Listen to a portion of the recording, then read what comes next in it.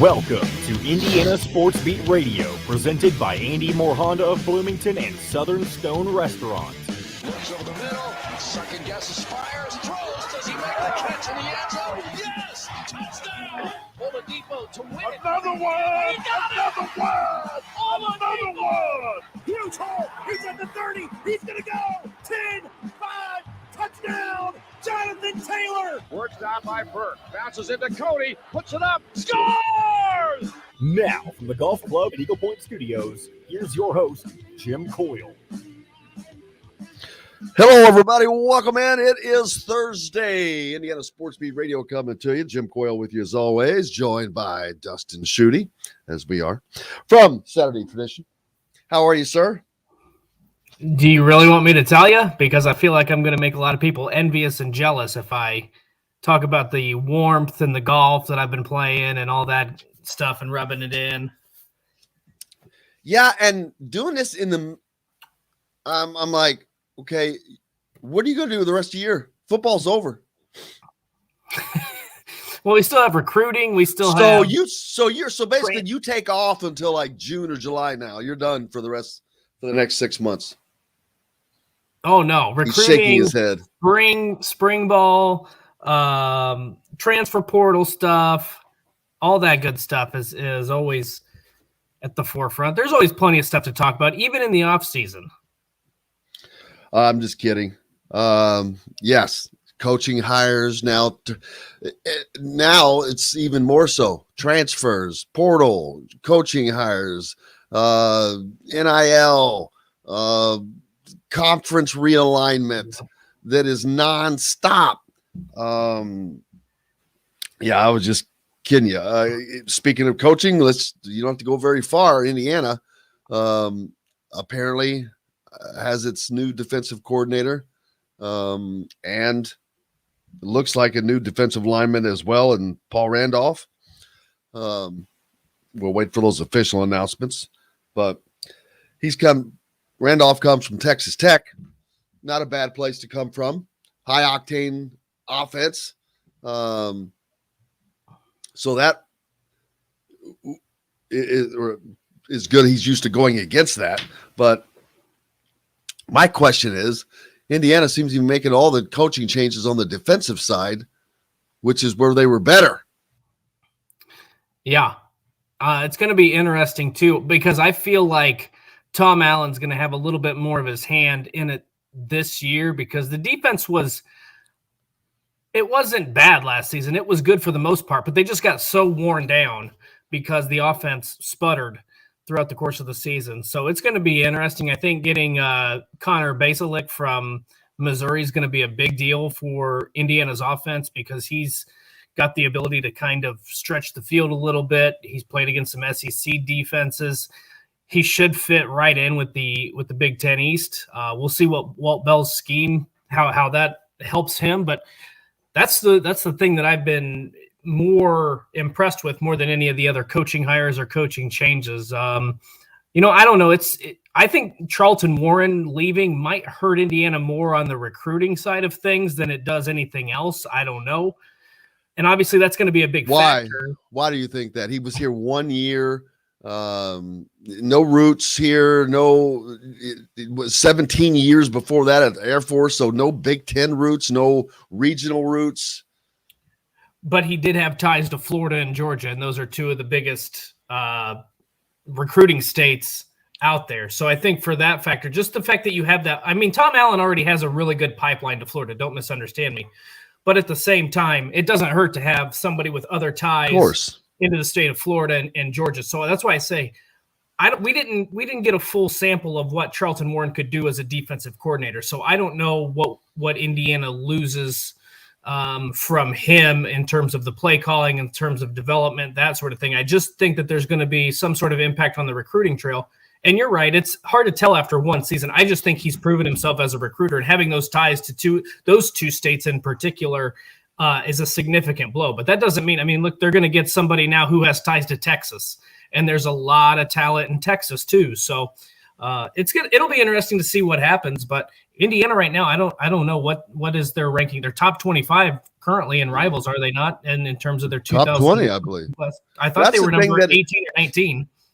That's what, and I've talked about this. That's what that has amazed me. Mm-hmm.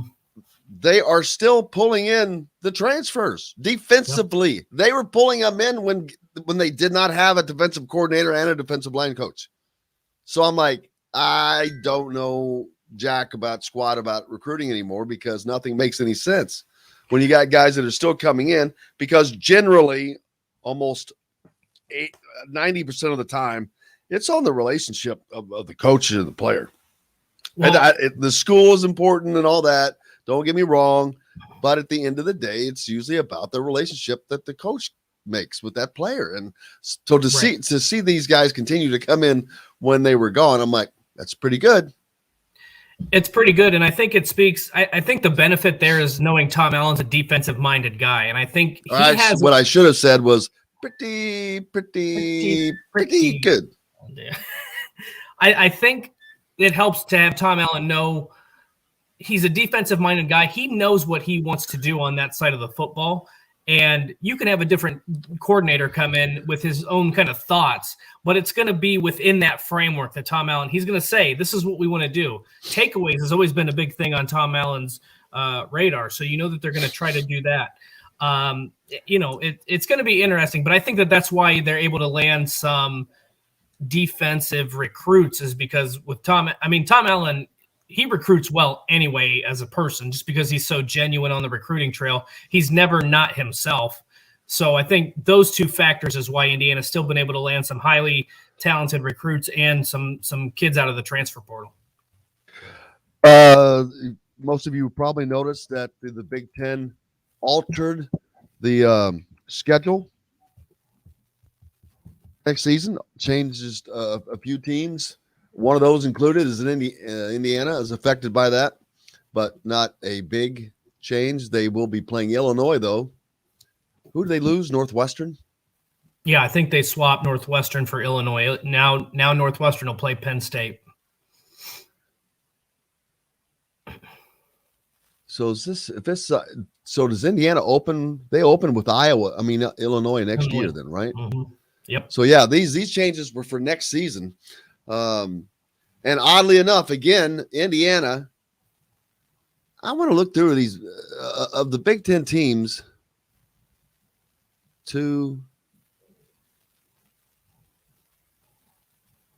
There's only four teams, but two Big Ten games that open the season with the Big Ten opponent. Why? Why was the Big Ten do that to itself? I know you can't tell me TV. There's enough damn TV out there for everybody now, because everybody has a stinking network. So why would you do that to yourself? Now, that's not exactly a matchup that scares you. It's not like going to Iowa City, and you're playing at home, but still playing a Big Ten opponent to open the season. Well, I mean, I guess this could be like it was in the 40s, but we're not in the 40s. Right. I think optimizing your ability to get exposure on that first week of the season is really the Big Ten's goal. So they have Illinois, Indiana, Purdue, Penn State, and then in the week 0 game, it's Nebraska and Northwestern in Ireland, excuse me. So you've got 3 Big Ten games through the first technically 2 weeks of the season. The thing I like about, and now this doesn't apply to Nebraska Northwestern, but the one thing that I do give the Big Ten credit for in this regard is the fact that it usually does these early season matchups in cross-division games. So, Purdue could upset Penn State, and that doesn't necessarily, Penn State can still win the Big Ten East. It still has all 6 opponents in the Big Ten East in front of it. Indiana could beat Illinois. Illinois could still be in the race for the Big Ten West. So I do like that doesn't matter, because it doesn't matter who your losses come from. The Big Ten is, again, they're in their infinite wisdom. You can a game lost in the Western Division still counts in your overall record. So, right, but you don't have. What I'm saying is, imagine if Penn State and Ohio State met in week 1. And then those two teams go undefeated all the way. then Penn State really doesn't have a chance to catch up, as opposed to if they would. Right. Playing a cross rival. Right.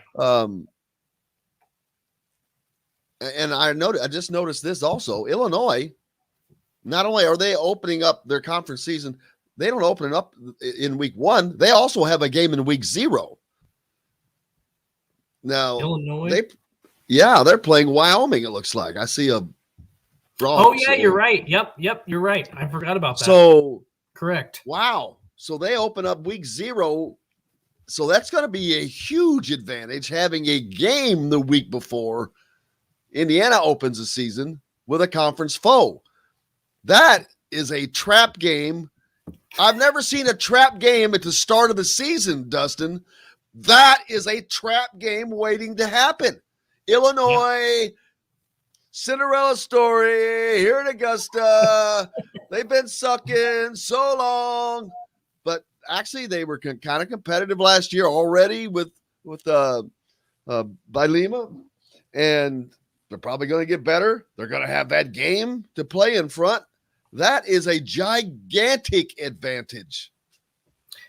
Yeah, that's you get one game under your belt, so it's going to be interesting to see how both teams come out of that game. I mean, it is what it is. Usually there's a bye week, so I mean, I don't know. I don't know how that works out, but I completely forgot about that game that Illinois scheduled. I think they announced it a long time ago, actually, but apparently they like playing on week 0. And I don't blame Brett Bielema for that. I mean, a lot of people don't like to see their team play in week 0, but that gives you, think about, there's usually 5 or 6 games that week. Why not be one of them? Why not stand out? Illinois has the best, their schedule set up the best of any team in the Big Ten, I believe. They play Wyoming to open up the season. Then they play Indiana. Then they play Virginia. Then they have a bye. Then they play that's Chattanooga, maybe, I don't know. Wisconsin, Penn State, Minnesota. Then they have another bye. Then they finish out their 5-game season. But to me, man, that's nice. Boom, boom, boom. And then now you look at Indiana. That's a game. You can't lose that game if you're Indiana. It's a home game. It's Big Ten. It's a team that you just have to beat. That all of a sudden becomes a big game for Indiana. Holy crap. Not to mention the fact that you have to go to Cincinnati this year. I mean, it's important. We're already looking at the 2022 Oh, my schedule. goodness. It's already important that Indiana start the that. season 3-0, because look at that. I mean, you have Cincinnati on the road, then you go to Nebraska, host Michigan, host Maryland, on the road at Rutgers, and then November, good luck. Penn State, Ohio State, Michigan State, Purdue. That's going to be tough. I'm glad we're not going to be talking about that for a while. That's not in Indiana. I talked about how Illinois' schedule laid out perfectly. Indiana, I guess week 0 is considered a bye week for these teams. So Indiana plays 1, 2, 3, 4, 5, 6, 7, 8 consecutive games before they get a bye, with 4 games left in the season. I thought the way Purdue's schedule set up too, they don't play Ohio State, Michigan, or Michigan State. They get Penn State in week 1, and then they get Iowa at home, they get Nebraska at home. I think that those two teams, Purdue and Illinois, kind of got the benefit. I guess the benefit. You mean a cupcake schedule? Yeah, like as Jennifer pointed out, yeah. They got the lucky end of that deal. Part of it is because they get Indiana at the end of that's always going to be a permanent game, so they don't have the opportunity to get that third game against some of the other opponents. But yeah, I mean that I think Illinois and Purdue, the way those two schedules lay out, those are the two schedules you'd like to have if you're in the Big Ten West. Absolutely. Hey, we got to take a break. Plenty more coming up. We'll be back with it right after this. From the Golf Club at We'll Eagle be- Point Studios, brought to you by our great friends at Southern Stone Restaurant, located at the corner of Patterson and Rogers in Bloomington. Back with more right after this. We'll be right back to the Golf Club at Eagle Point Studios for more Indiana Sports Beat Radio with Jim Coyle, presented by Andy Moore Honda of Bloomington and Southern Stone Restaurant. Whether it's a celebration. A lot of people are talking about how great the new Big Ten schedules were. I honestly think in terms of what you did have to what you have now, I think Indiana probably got the worst of it. Because Indiana, prior to the switch, wasn't going to have to play anybody that's typically known as formidable until I like can week tell you 8. right now. And they had their bye week right in the middle of the season previously. Now it's not till week 9. I can see them winning 2 games next year. The same 2 games they won this year. Exactly. I'm not kidding. First of all, Illinois, we're a long way off, but that is not that's not a guarantee win. Right. Period. Not for Indiana. Okay. Idaho and Western Kentucky. Got them at home. I'll give you those. You got to go to Cincinnati. You've got to go to Nebraska. You've got Michigan in here. Maryland, there you go. At home. That should be possibly a 3rd win. I'm sorry, I didn't see that one. So I'll give them 3 wins. You got to go to Rutgers. That's not going to be easy. You could win 4 games there. Penn State. Got to go to Ohio State. Got to go to Michigan State. And you've got Purdue at home. The original first 6 games before they switched it were the first 4 that were already there minus Illinois. It was Northwestern in place. And then you started your conference schedule with Maryland and Rutgers. So they could have had a decent start with that schedule. They swapped out. Anymore. They swapped out. I mean, Ohio State, I think Gene Smith might have put in a call. Because I'm so sick of this Big Ten bullshit with Ohio State. Let's give them every little fucking advantage possible. Excuse my language. Hey, I'm just tired of the games. It's a game. Can't say that. We're on a break. No one can hear. I mean, YouTube can hear, but you always say that to me. I say don't say it on the air. I went from at Michigan State there. They went from at Michigan State and at Penn State in consecutive weeks to home versus Wisconsin and home versus Rutgers. Who did? Ohio State. They're looking ahead to next year's college football playoffs. Save the Golden Boys.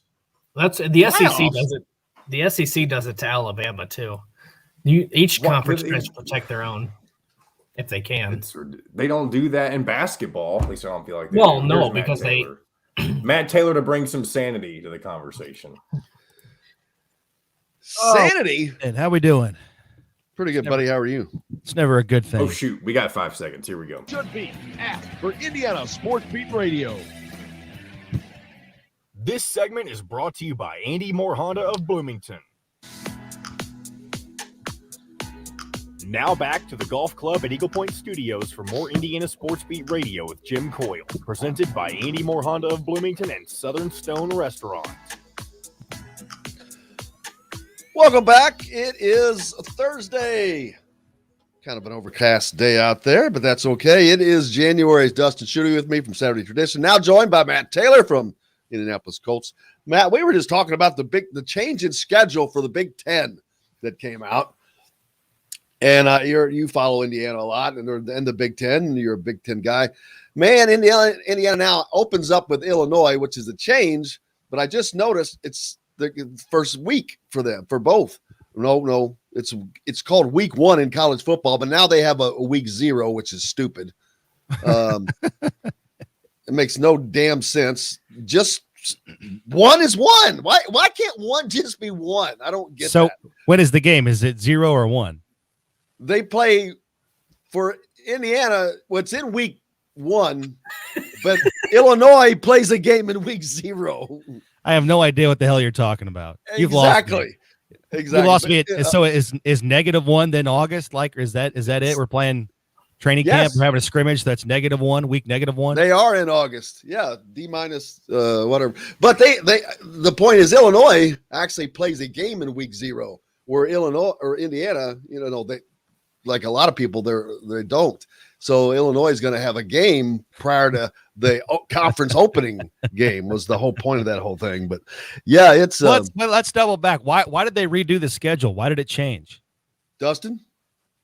The only logical conclusion I can come to is that it had to do something with wanting to take advantage of television opportunities. Because there were a few games, it goes back to the 2020 season with some of those games having to switch sites because of the schedule. But you could have just readjusted the locations for those games. That way you didn't have teams playing 3 straight road games against a similar opponent or the same opponent. But they went and completely revamped the schedule. And on this front, it looks like Ohio State is the biggest beneficiary, going from playing 2 road games to open up their conference schedule to playing 2 home games to open up their conference schedule. So I don't really know the explanation. It's got to be monetary. There might have been some ADs that put in some calls too. but one of those had been in Columbus, Ohio. But the schedule is the schedule in terms of who you're playing and where you're playing them. That has not changed. So why did it need to be? It absolutely changed. It did change. Indiana was not playing Illinois. This is a whole new game. They were not scheduled to play each other next season. Indiana was playing Northwestern, opening the season with Northwestern. So, yeah, there have been complete game changes. So is it good or bad then for IU? To me, it's not good to open the season against a conference opponent who has a game the week before in week 0. Remember? That's why he got back on Coke Zero. That's why the whole reason I was talking about Coke Zero to begin with. I mean, week 0. Just kidding. But yeah, this is why I like the world that I live in with the NFL. See? Because you know who you're playing, you know where you're going to play them. You just don't know when and what time until April and May when the schedule comes out. And there's always schedule inequities, right, in terms of, primetime games and where's your bye week and things like that, playing teams that are coming off the bye. But this seems like the wild, wild west. It's like made up as we go, no? The Big Ten has been nothing but that, Dustin, in my opinion. I hate to say this, but since Kevin Warren has taken over and Jim Delaney has left, the Big Ten has been a rudderless ship circling itself like a one-legged duck. Wow. That's quite the image you just put out there. I mean, I agree with that. There's been nothing. The Big Ten used to be the leader in a lot of different fronts, and now they also used to be the legends. That's a good pull right there. Almost spit my coffee out, man. If we're gonna read, and you guys know more. This is the first time I'm hearing about this, so I have no idea. But you guys know more about this than I do. But as an outsider, get rid of the divisions. They make no sense. They're impractical. Yes. Why can't we take the? Yes. Not everybody plays everybody anyways. So the schedules are inequitable as far as that goes. Even if you do have divisions, so why can't the 2 best teams record-wise in the Big Ten play each other in the Big Ten championship game and set up a set of tiebreakers to get us there? Why can't we do that? Well, first of all, it would make sense. Dustin, I feel like you don't agree with that. I agree with readjusting the divisions. To me, if ultimately what I would like to see is like a 12-game conference-only schedule. So you only don't play one opponent. And then if that was the case, I would be all in favor of taking the 2 best teams. But the way it is now, if you do what they have now, the 9-game conference schedule, and you just take the 2 best teams, there's going to be schedule inequities anyway. So what would be the advantage one way or the other? Well, I would like to see divisions go away just because, the way it's set up. The way it's set up right now, in the Big Ten, it's stupid. Let's face it. There's a giant boulder over on one side and a stack of feathers over on the other, right? Can we all agree with that?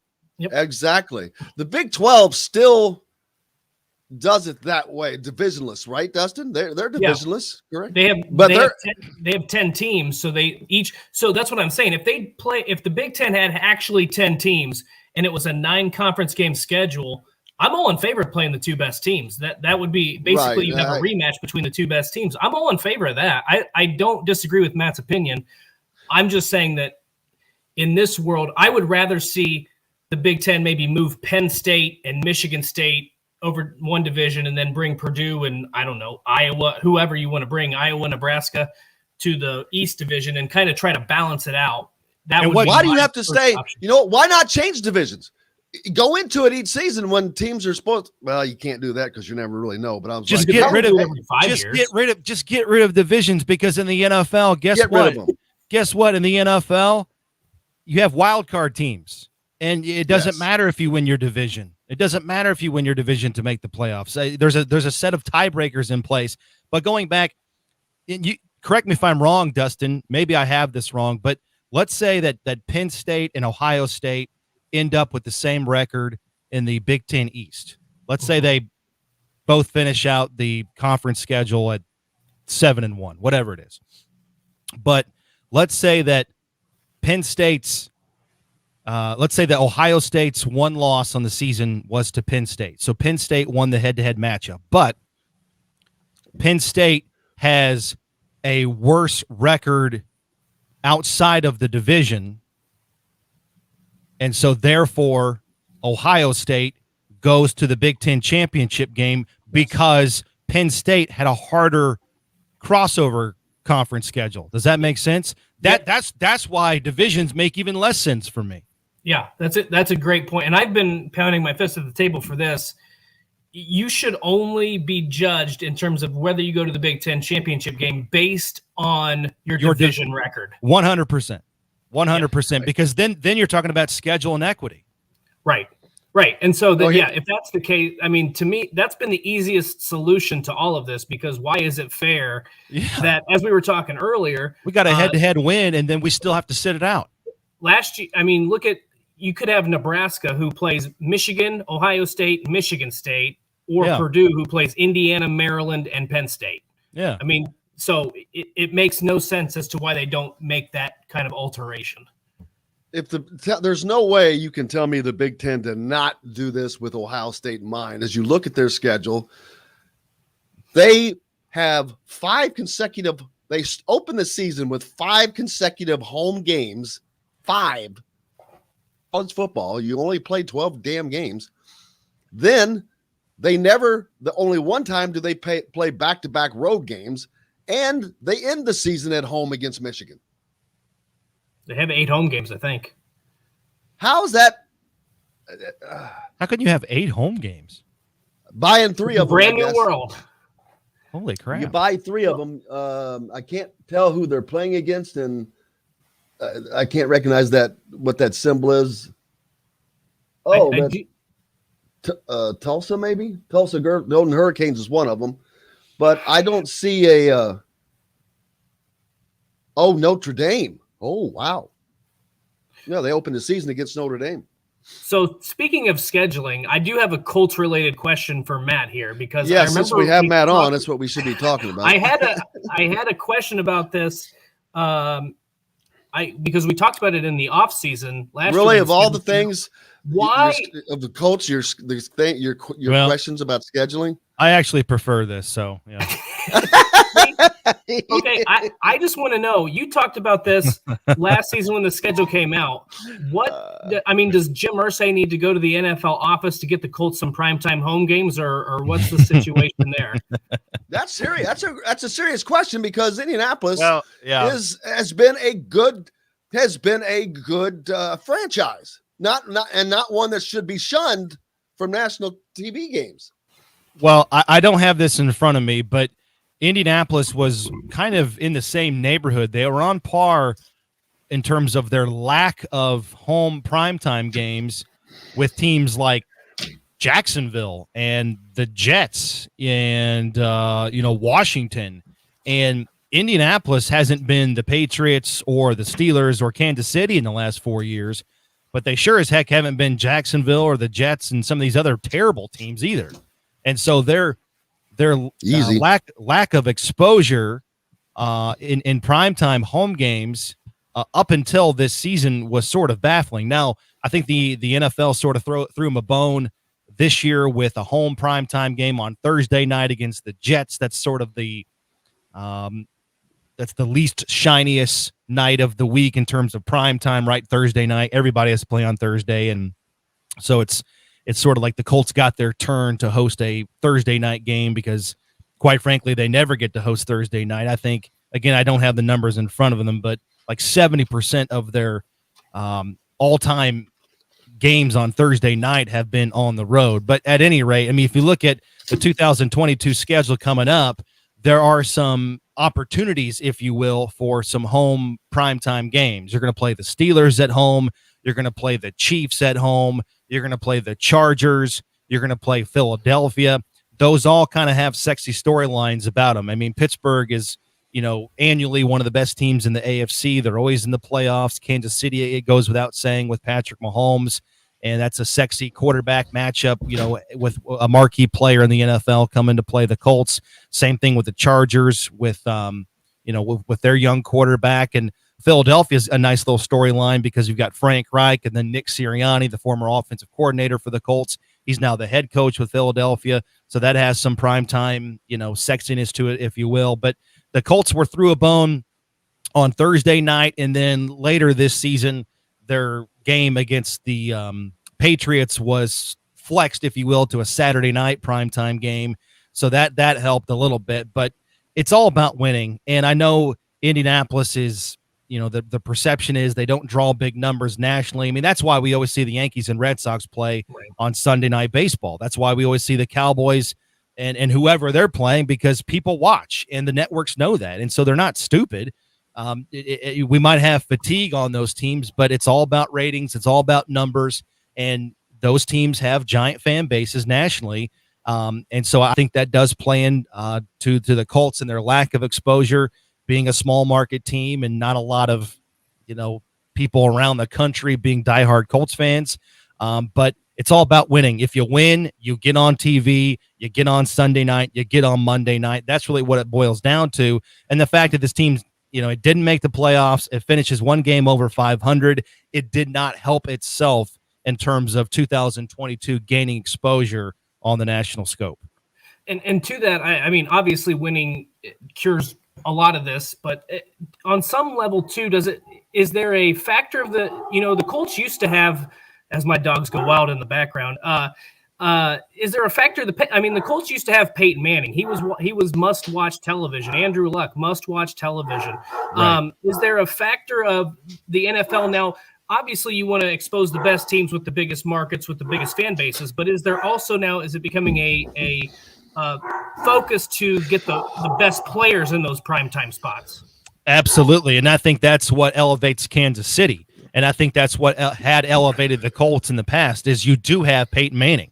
Peyton Manning was a face of the NFL. And marquee.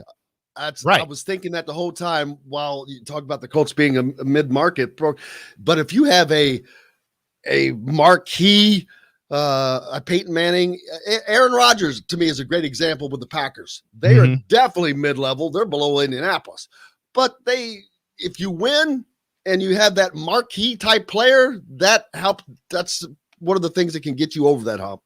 Absolutely. And the Packers are a national brand, right? They're one of the original teams and they've been around forever. And I know they're, based in small market, Milwaukee area, Wisconsin, Green Bay, Wisconsin, but they are a traditional team. They've got a lot of history. You're talking about the NFL championships and Lombardi. And now you're right. They do have Aaron Rodgers. And I think that's what did help the Colts all those years. They had marquee players like Peyton Manning and a Star Wars offense with Reggie Wayne and Marvin Harrison and Edgerrin James and Brandon Stokely and Dallas Clark. And so it was kind of must-see TV as far as, how many points are the Colts going to score today? How are they going to do it? How many explosive plays are they going to get? And the unfortunate part now is Carson Wentz the guy? We don't know. We could be sitting here 5 straight years with the Colts having a different starting quarterback.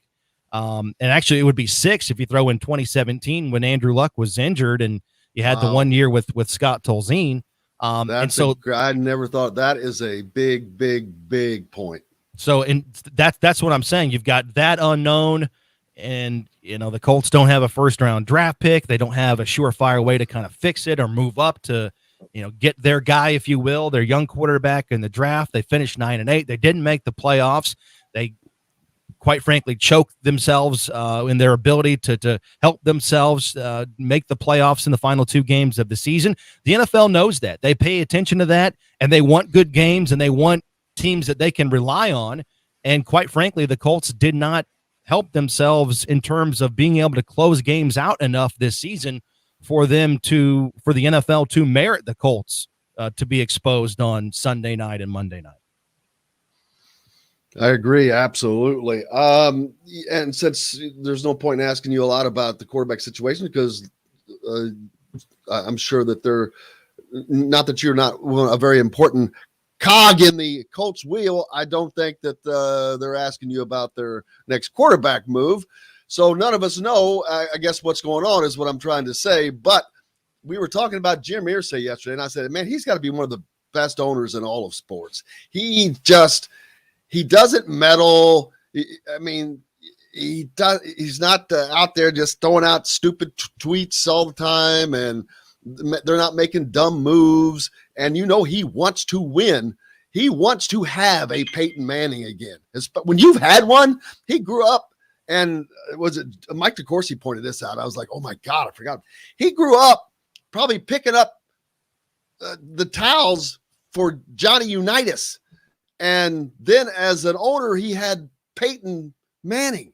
I mean, you want to talk about marquee names? So I promise he wants a marquee quarterback. He wants a quality football team.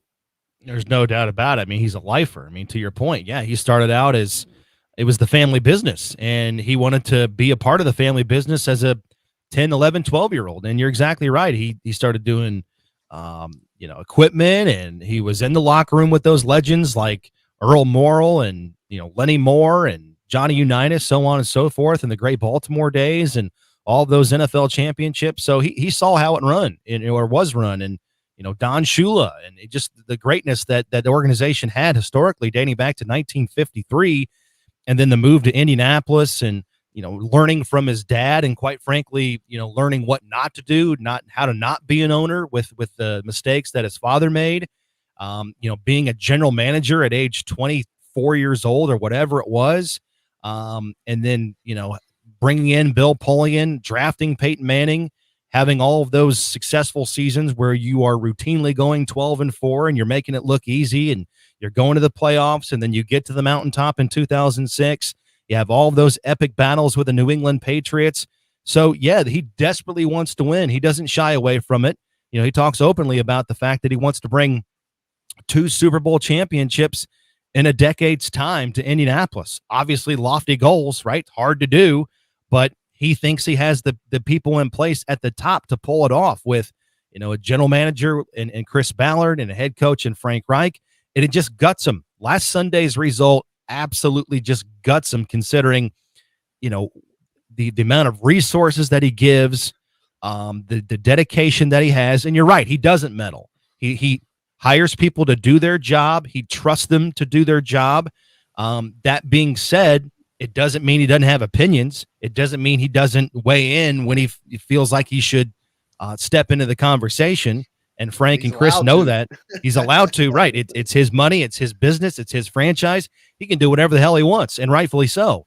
But 9 times out of 10, he lets the people do their job that they're hired to do.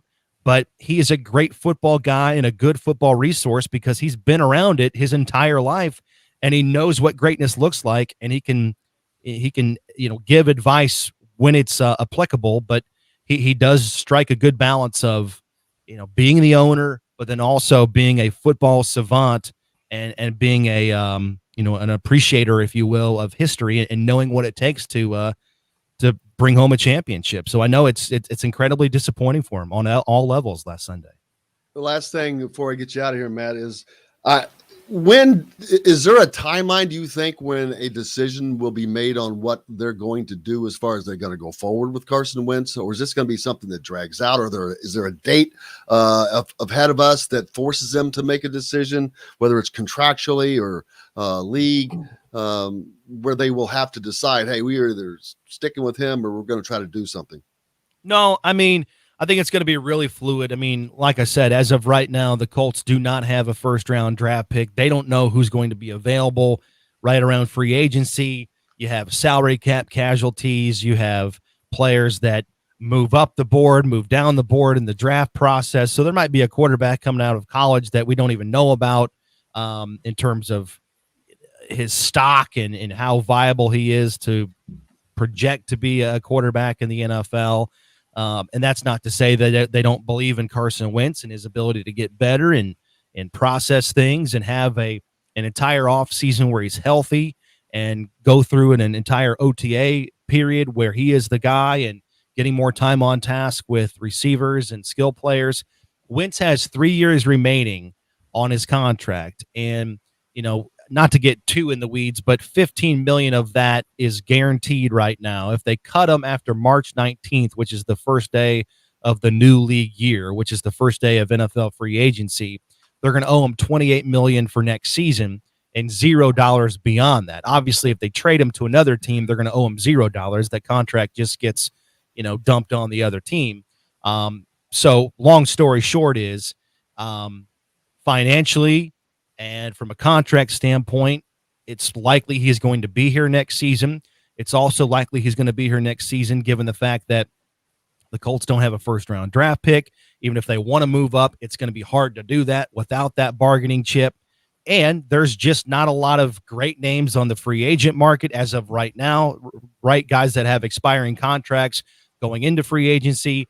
And the quarterback class in the draft as of now is just not as deep as it was last year, right? There's not a Justin Fields or a Jones or a Trey Lance, not this year compared to last year where, you had so many guys go in the top 10. It's going to be a drier quarterback draft class, if you will, this season, which is unfortunate. What's next for you? Things are kind of slowing down a little bit, obviously. I mean, it's crazy to compartmentalize because you guys know me. You just go, and you prep and you play the game and then you rinse and you wash, you repeat. And, I'm used to working until 11:30 every night, reading and organizing and updating player profiles and trying to master these teams on a weekly basis. And then all of a sudden it just stops, right? It's just a car crash and you're just done. And, it's I guess it's nice after the grind you've been going since late July. It's nice to kind of slow down a little bit. But yeah, I was excited for a playoff game and excited to be part of that and all the pomp and circumstance and the adrenaline of being a part of the playoffs for an NFL team. So that's incredibly disappointing. But yeah, it's just weird. I mean, you're kind of on overdrive going 100 miles an hour at the start of training camp. And then all of a sudden, poof, it's just gone. Everything's done. No more shows, no more games.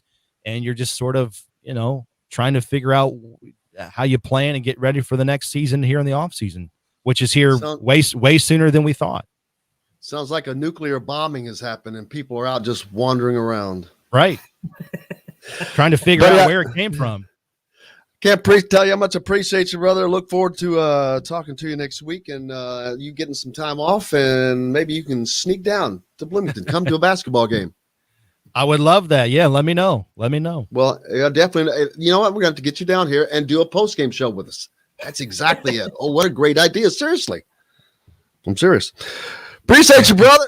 All right, guys. Doing it again next week. Matt Taylor from the Indianapolis Colts. We're back with Kyle Neddenriep from Indianapolis Star right after this. We'll be right back to the Golf Club at Eagle Point Studios for more Indiana Sports Beat Radio with Jim Coyle, presented by Andy Moore Honda of Bloomington and Southern Stone Restaurant. Sports on television. I forgot. Hey, do you have to leave before we come back? Just drop me out of this. I'll stick around for most of the show, but just drop me out of this one and maybe the Denari one too. When you have a guest, I'll probably drop out and work, but then I could probably, if we do that, then I can stick around. Denari, that's your being a wonderful. That's your segment, man. That's my segment, but they freaking suck. So I'm tired of talking about it until they do something. It sounds like me doing the Indiana football podcast. I for years have been the most well, maybe not the most positive, but have been very optimistic. And I mean, they just suck. I mean, it's hard to watch. Hey, here's a bigger question for someone like yourself. Where's the Big Ten going with Kevin Warren? Well, he ain't going nowhere. This is no longer a joke. This is 3 years of bungling decision making. Well, What do you, I don't know what people want me to say. I know that people in power get pissed when you say that stuff. Like, the IU admin gets mad when I was ripping Archie because he was terrible, but I'm not lying. But they don't want you to say it. Here's the thing. Who does Kevin Warren work for? Every Big Ten team. The Big Ten presidents. Presidents, yes. And do you know who took the sword for the Big Ten presidents on that debacle of the cancellation of the 2020 season? Kevin Warren. So he's not going to go anywhere. No. I think here's the thing. I actually think that's the same thing as I finally realized with Muppet Mark Emmert. I used to rip him all the time, and finally I stopped. I'm like, why am I ripping Mark Emmert? I'm like, hey, I'm dumb. I would do the same damn thing if the NCAA was paying me to stand there and let people punch me in the gut. I'll take them too. I don't think Kevin Warren's a good commissioner, but I also think we probably throw way too much on his plate because I think there's a lot of bad decision-making going on at the presidential level, but they're not out in front of they don't want to talk. When they tried to get interviews for these people, none of them would talk about it. Ohio State would, Iowa would, Nebraska would. None of the other 11 presidents wanted to. Why? Let's save this conversation. That's a great conversation. Right. Let's have that when the next follow-up segment. Kyle's here. After Kyle, I forgot to say. Well, it is. Yeah, that's why I forgot he was. I didn't see it. Hey, Kyle, how are you, buddy? Good. How you doing, Jim? Can't complain. Who won the Cathedral Carmel game? Hey, sorry to interrupt. We got 10 seconds. Just start with this conversation, I guess, when we come back. Can you drop me out? Come see us at the yes, sir. Andy Moore Honda, now in Bloomington. This segment is brought to you by Remax Advanced Realty, Indy Home Pros team by Cheryl Sizemore. Now back to the Golf Club at Eagle Point Studios for more Indiana Sports Beat Radio with Jim Coyle, presented by Andy Moore Honda of Bloomington and Southern Stone Restaurant. Welcome back. It is Thursday. Hope you're having a great week. Cal Neddenriep from the Indy Star joins us now. Cal, how you been, brother? Hey, good, Jim. How you doing? Cannot complain. We've reached a new year and things slowed down a little bit. No football, so that helps. I'm sure that helps you immensely. I'm sure. You know what? I was thinking how happy I was that there was not had been football. I cannot imagine being you when football was over. I bet you were the happiest man in America. Yeah, it seems like, it goes on for about another month afterwards, too, because you got all the honor teams and Mr. Football and, lots of stuff still happening with that sort of thing. And my boss asked me a few weeks ago if I wanted to cover the national championship game on Monday. And I said, yeah, definitely. And that was fun, too. But now I can officially kind of, put a bow on that. The Colts, they did make the playoffs. So, football's officially, I guess, over around here, and we can fully focus on basketball. Have been doing that for a little while now, and we're getting into the home stretch. It always feels like when you're in the Marion County tournament, which is this week, and then city tournaments next week, you're kind of getting into the real heart of the season, and sectional is really not all that far away, but less than 2 months now. Absolutely. So it'll be here quickly, but I know there was a big game last night. Carmel, Cathedral, two of the big names and the big teams in the state going at it. Yeah, I was covering the county actually, but Carmel did win that game. Pete Suter had 28 points and, good bounce back win for Carmel. I covered their game Saturday. They lost to Westfield by a point, and Braden Smith kind of put that Westfield team on his back and, really playing with a bad back actually, and was able to, kind of survive through it and score the game-winning basket. But Carmel was without two of their starters in that game. They were missing Charlie Williams and Josh Wack, and got them back for the Cathedral game. And, I had someone there kind of sending me updates throughout the game, and he, basically Carmel led, pretty comfortably most of the way, and Cathedral made a couple runs at them, but they won by, I think, 14 points. And, like I said, Suter had 28, really good showing for him. He committed to Bellarmine, earlier this week. So kind of got that off, got the recruiting part of that off his shoulders, and just went out and had a really good game. So yeah, nice bounce back win for Carmel. Cathedral still kind of, they're super talented, but haven't really been able to put it all together for a consistent stretch. They've done it in some games, but haven't really been able to do it for multiple games so far this season. So been kind of a struggle from that aspect a little bit for Cathedral, but still, like I said, very talented team. Carmel, again, I still think when everything's said and done, they may still be the team to beat in the state, and they're showing why. Yeah, and you mentioned Bellarmine there. I think it was just yesterday or the day before I was talking about them. Had just gone Division I last season. I think was their first season at the Division I level after being Division II powerhouse for a while down there in Louisville. But they always built those teams. Scotty Davenport, former coach at daggone it. I can't think of the stinking high school there in Eastern Louisville, but Ballard High School. But he built those teams on a lot of Southern Indiana kids, a lot of Southern Indiana guys. And then when you mentioned the Suitors going there, I'm like, and it continues to do that. And I think that has just opened up his recruiting a little bit more. But it's amazing to be able to see a team go from a Division II to a Division I and be kind of competitive. But it's another place for these Indiana kids to go. Oh, yeah, no doubt. And Pete had said, he had been injured at kind of the second half of the summer and wasn't able to play in front of coaches in July. When I talked to him at the right before the season started, I talked to him about, he decided not to commit in the early signing period and was going to wait it out, kind of see what happened. At that time, even Bellarmine, I know they'd kind of been, asking if he was going to commit. He decided not to, but they were the school that was really recruiting him the most among a couple other, Western Michigan, I know, was after him pretty good too.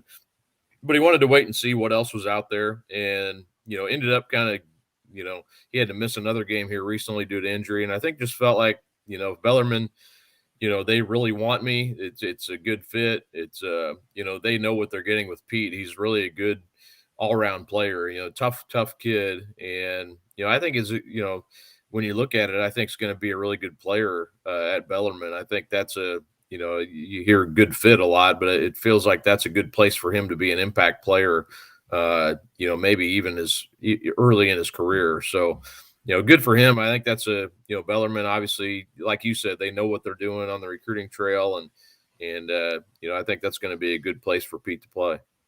Well, especially now we talk about the transfer portal and for high school kids having less places to go because of the portal and bringing those guys in. So this is another opportunity especially for Indiana players for them to go to.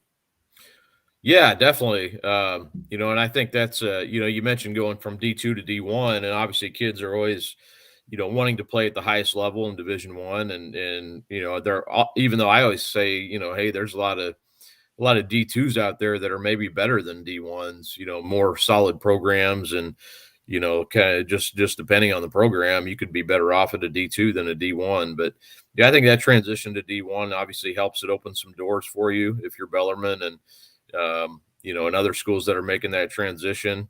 So I think it's it's local, so they can recruit Indiana guys who want to play D1. So, that's another option out there in a state that's really recruited, very heavily. It's another good option out there for in-state players. Absolutely. What is coming up in high school basketball right now this week? What's going on? What are the big news bits?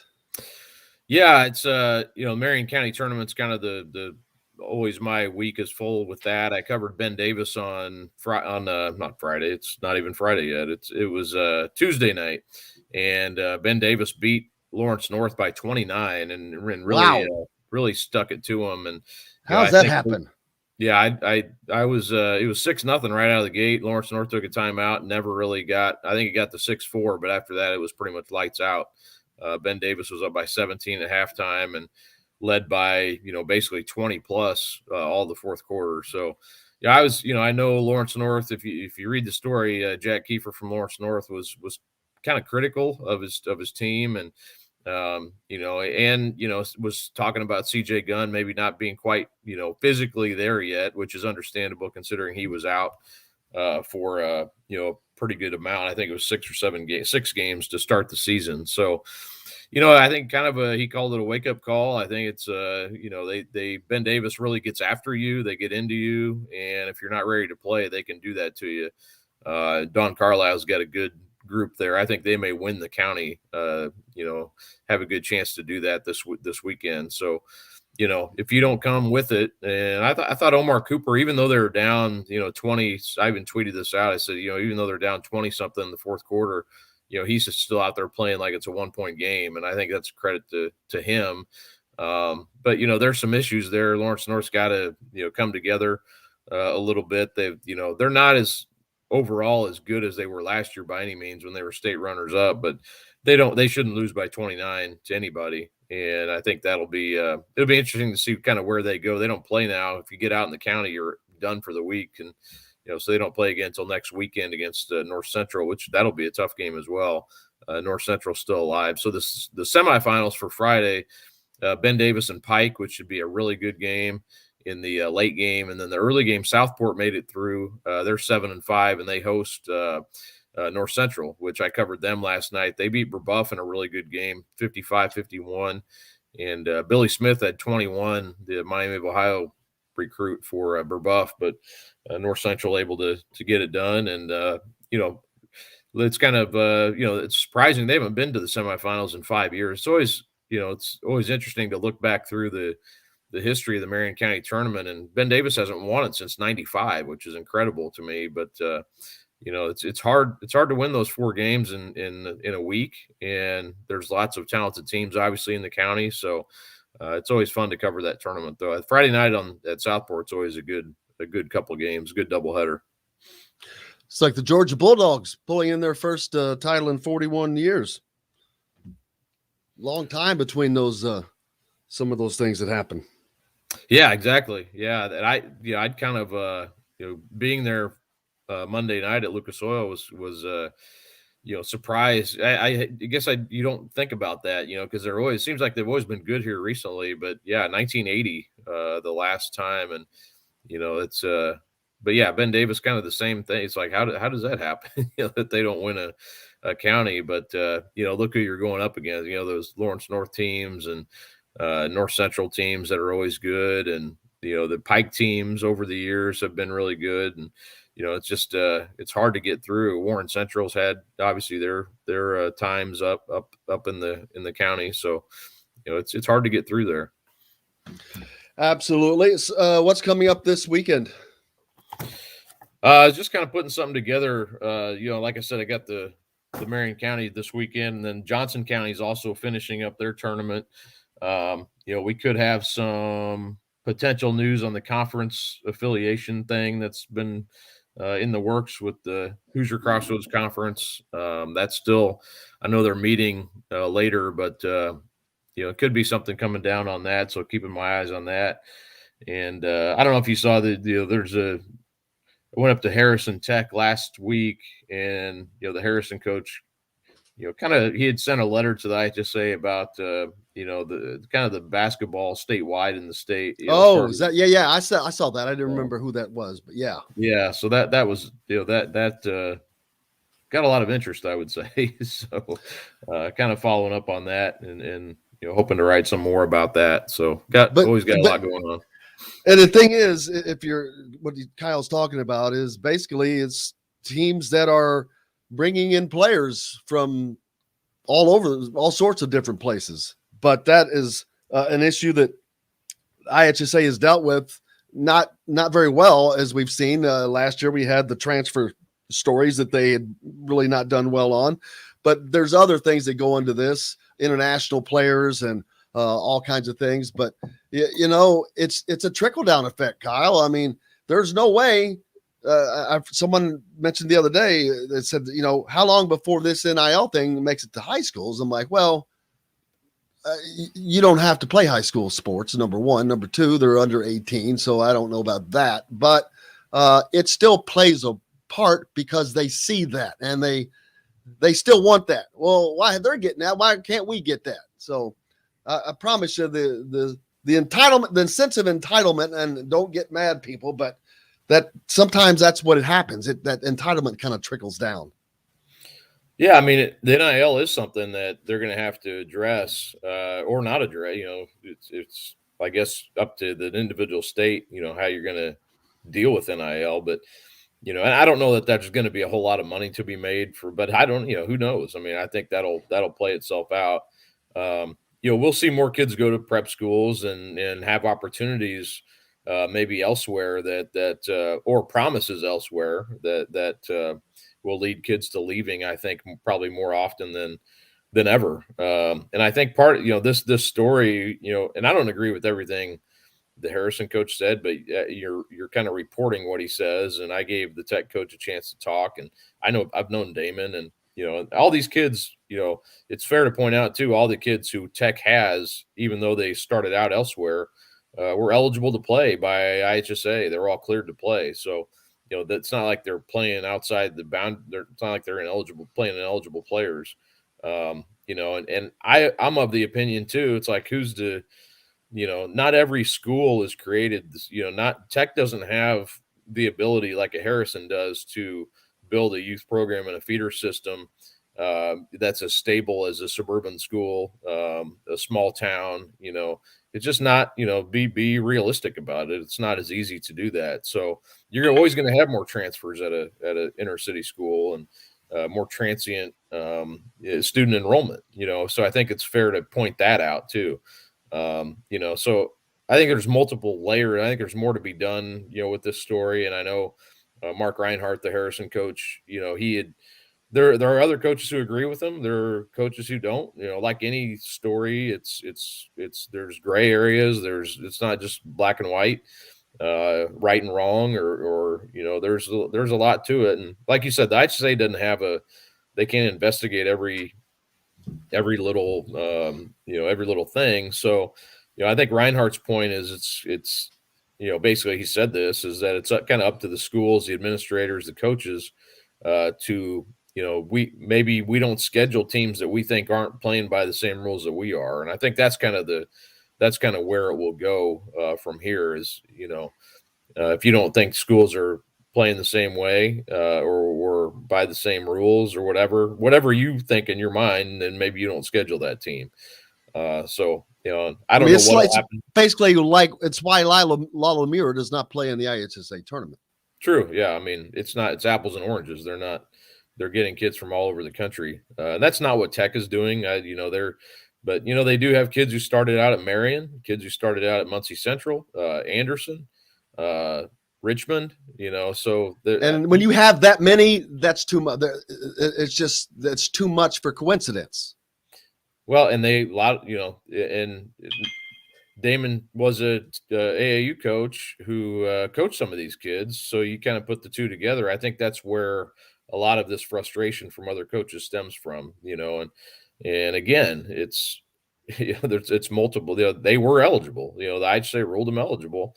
So, you know, and I wrote about Tech back in, I think, October, and that's what kind of raised all these, you know, and again, at the time, it was like, I checked, all these kids are eligible to play. It wasn't like they were doing it in a basement and the whole team wasn't going to be seen the whole season. I mean, it was out there, it was public, you know, but I think that story kind of got a lot of people up in arms around the conference and led them, and Mark Reinhardt in particular, to send a letter to the IHSA and kind of calling for some action from the schools too. But I don't know what, you know, there's no rules broken, I would say, but yeah, I mean, you can, you know, it's kind of up to the reader, I think, to decide, or up to the individual to decide, I guess, what they think's right or wrong or indifferent on this subject. And I know some people feel like, hey, you get your 5 guys, I'll get mine, and I don't care where you come from, let's go play. And to be honest, Harrison, they had a 3-point opportunity at the end of the game to beat Tech. So, you know, there didn't appear to be a big gap that night in the two teams. Yeah, there's just you're never gonna please everybody, and you've got the divisions now. So it's already been. I would imagine that most of this lies in the 4A class. Yeah, I mean, I think you're probably right. Although there are charter schools in bigger cities too that get kids from elsewhere. I mean, yeah, I would say that's probably correct. That's anecdotally, I don't know that for a fact, but you would assume that, because the bigger cities do have, Gary, Fort Wayne, Indianapolis, they have, kids, it's easier to transfer. You don't have to, and with school, I think it's fair to point out too, with the open enrollment, which was 10, 12 years ago, that's kind of opened the door for a lot of this too. I mean, and you can go to whatever school you want if they'll take you, but that doesn't mean you're eligible athletically at every school. So there's a difference there. And I think that confuses the process sometimes too, but the large majority of kids get signed off on by both schools, and that's probably 90+% of the kids, but there's always going to be, especially in basketball, where it only takes, 1 or 2 kids to completely change your team, depending on how good they are. That can, it definitely, gets people's attention. I was trying to get you out of here real quick, but one more thing, and I'm trying to find the article. I read it as well, also in the Star, but about that girl that's scoring all the points, but plays for a homeschool. She's homeschooled, so she plays for a homeschool team. So they don't get to play a lot of regular schools, but when they do, she does the same thing, man. She's scoring 25, 30, 35 points. It doesn't matter who they play.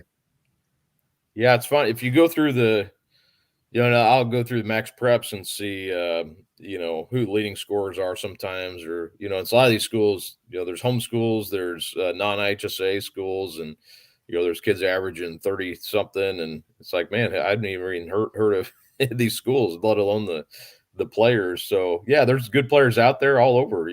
I did a story, Tayson Parker, who plays for Indiana Wesleyan now. He started out as a homeschool kid and ended up going to Northwestern up by Kokomo. But he was lighting it up, ended up transferring to an HSA school and did really well there. And now, continues to do well. So yeah, there's good players. There's another homeschool kid who's at Franklin High School now as a sophomore, and he was a really good homeschool player last year. So yeah, there's good stories out there, good players out there, and it's cool to see. I'm just curious, have you seen, Gloria Brewer's her name, and she's scored more points than Damon Bailey. Was she chasing what's that young girl's name that has the all-time points record? She chasing that points record, although it's, like I said, it's a different deal. But have you seen her play? Is she going to play in school somewhere? I honestly haven't even read the story yet, so I don't know anything about her really. You work so hard. I understand. The last thing you want or have time to do when you do something is to read or listen to or other people's stuff of the similar nature. It is the absolute truth. People all the time did you listen? I'm like, no, when the hell would I do that? So yes, I completely. When the hell would he have read that? I mean, yeah, I get it. I should have. I do try. Well, to read all of our stuff. It's a good. Matthew Van Tron wrote it. It came out on yesterday. But it's about a girl named Gloria Brewer, senior for that deal. It's a cool little deal. But there you go, something for you to look into, because the thing I was going to say is most of the times when you hear these kids, just like the dude that was up at Blackwood or wherever they scored all the Blackford. You kind of knew, like, all right, yeah, I know but he couldn't do that against these guys. This is different. I think that this girl, I don't know that it matters. I think that she's a kind of a baller, and she's probably going to play someplace.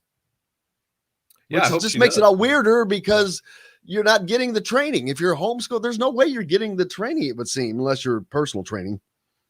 I guess it depends what homeschool you're going to. If you have basketball class several hours a day, maybe. Yeah, there you go. Talk about loading them up, baby. You can load up a homeschool team like nothing you've ever seen. Absolutely. All right, buddy, I'll let you get out of here. I hope you have a good rest of the week, and we'll look forward to talking to you.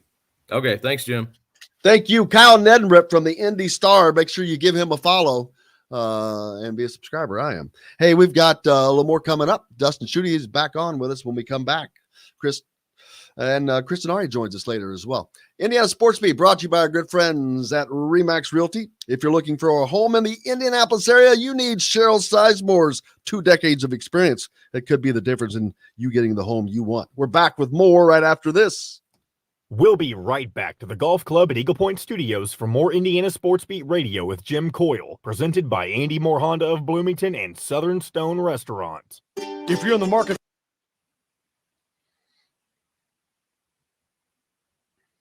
All right, this will be a quick one before Chris comes on. So So whatever fun little topic you have for about 5 minutes. Any throwaway topics. Dustin, you're muted. All right, how about now? Brown cow. There you go. I enjoyed your analysis of that girl who scores all the points. Well, she doesn't play for a school. It's like well, here's the article starts out. All the things, and they said, and you've never heard of her. You're right. Never heard of her. I couldn't get the damn article pulled up. I said her name, though. Did you? I stopped. Gloria something. I know. I looked down right at the optimal time. I didn't catch what you had said, Jim, but I was like, why is Dustin laughing? And then he texted me the girl who scores all the points. Well, when you're about to pass Damon Bailey and Jackie Young or whoever it was. Yeah. Yeah.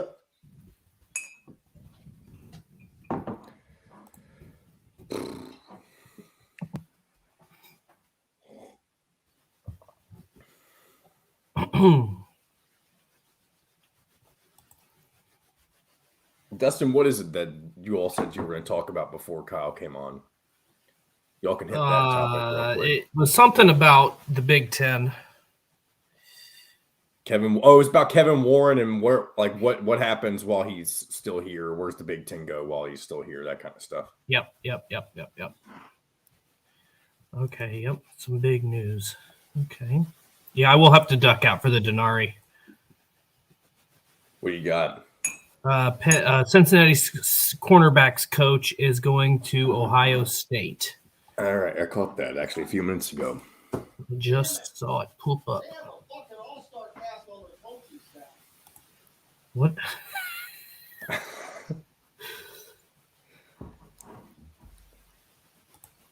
I tell you what, I didn't think I was initially mad about the scheduling change yesterday until I really looked at it and compared it to what it was. Mm-hmm.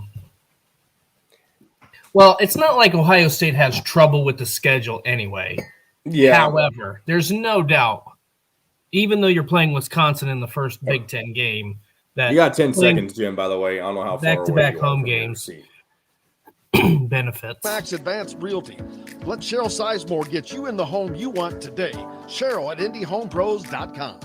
This segment is brought to you by Aurora Specialty Sleep Clinic.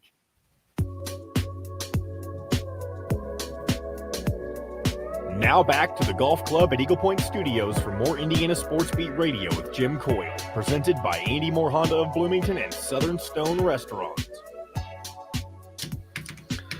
Welcome back, Indiana Sports Beat Radio. Jim Coyle with you as always. Dustin Schutte here as well on this Thursday. I hope your day is going well.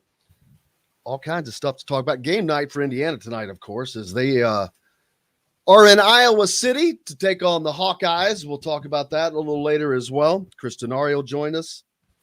Dustin, in the break, and there's another coach going to Ohio State. How many new coaches, first of all, has Ohio State named from the start of this past season? Oh, gee, you would ask me that because I don't have it right in front of me. But they did. But I mean, it's like five, nearly a half dozen. They hired Jim Knowles away from Oklahoma State after the Cowboys were in the top 2 of the Big 12 in nearly every defensive statistical category. They just hired Cincinnati's cornerbacks coach, Perry.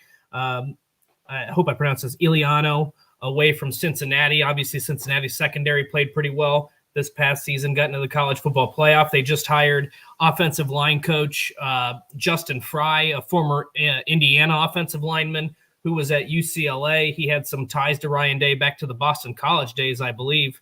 But that's a guy. They got rid of Greg Studrawa. I can never pronounce that name, which was surprising to me. I know Ohio State's offensive line struggled a bit this season in certain games, but at the same time, that had been a pretty stout front under his tutelage. So that's the difference right there. I can stop you now. That's where I'm going to stop you. That's the perfect analogy. Wow, they were pretty good, but they weren't great. They didn't make the college football playoffs, and guess what? That's not good enough for them. Yep. And so 4 at least. You just named 4 at least coaches, so probably 5 at least, maybe a half dozen coaches. But we're not talking about just coaches. The number 1 defensive coordinator, I think that they probably have him. I don't know if Kevin Wilson's the number 1 offensive coordinator or not. I'm not saying that he is, but he's up there. We know what he did at Oklahoma. We know how Ohio State has been. Ryan Day is heavily involved as well. But then you've got Ryan Day. I mean, they have an all-star coaching staff. Yeah. And they are building that because nothing short of excellence is acceptable. And I think people know why I'm bringing it up. But anyway, so just pointed that out. But John's bringing this up. We got to take a quick break. Chris Denari is going to join us next. And we'll be back with plenty more here on Indiana Sports Beat, brought to you by our good friends at Aurora Specialty Sleep Clinic.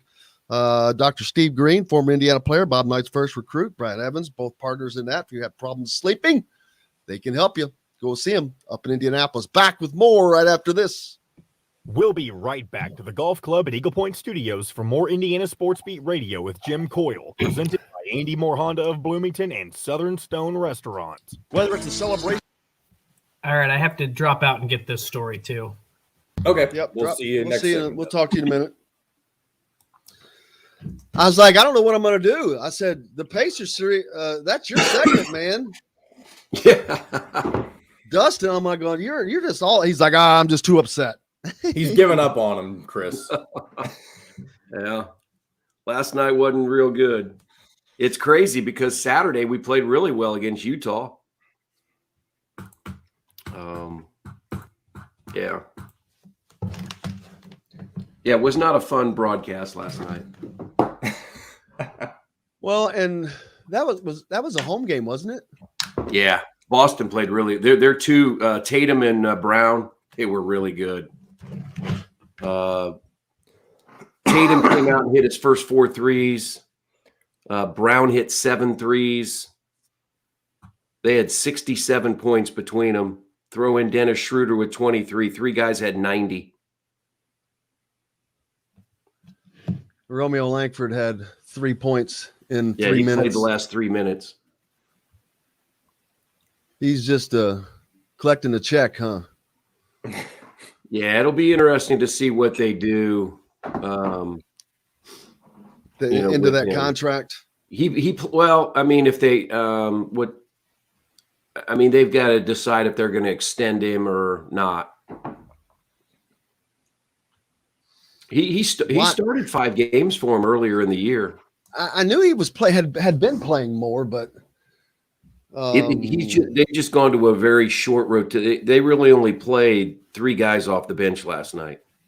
Yeah, and plus they didn't have Marcus Smart, so I mean they sort of settled on about a 9-man rotation. They'll use Ennis Freedom, Ennis Canner a little bit, but they tend to go small. You got 7 guys taking up playing 20 something minutes or more. Yeah. And then a lot of these teams, when they go to the bench, they'll go small and play a smaller lineup. They don't play a traditional big. And that's what Boston did. They play Grant Williams, who's like 6'7" at the post. And their defense is good enough that they swarm you. And we just never really adjusted. We did a good job last week against Utah when they did that, but not last night. You got a cold? A little bit. Just woke up, just the morning, waking up in the morning. Okay.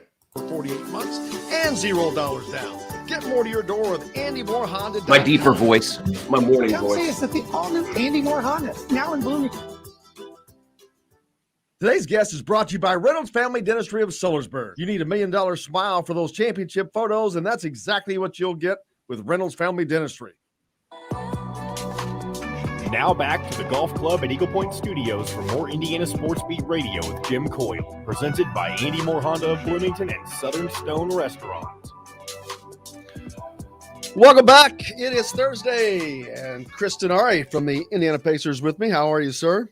Hey, I'm doing all right. Thursday morning. At least it's not as cold as it was maybe 4 or 5 days ago.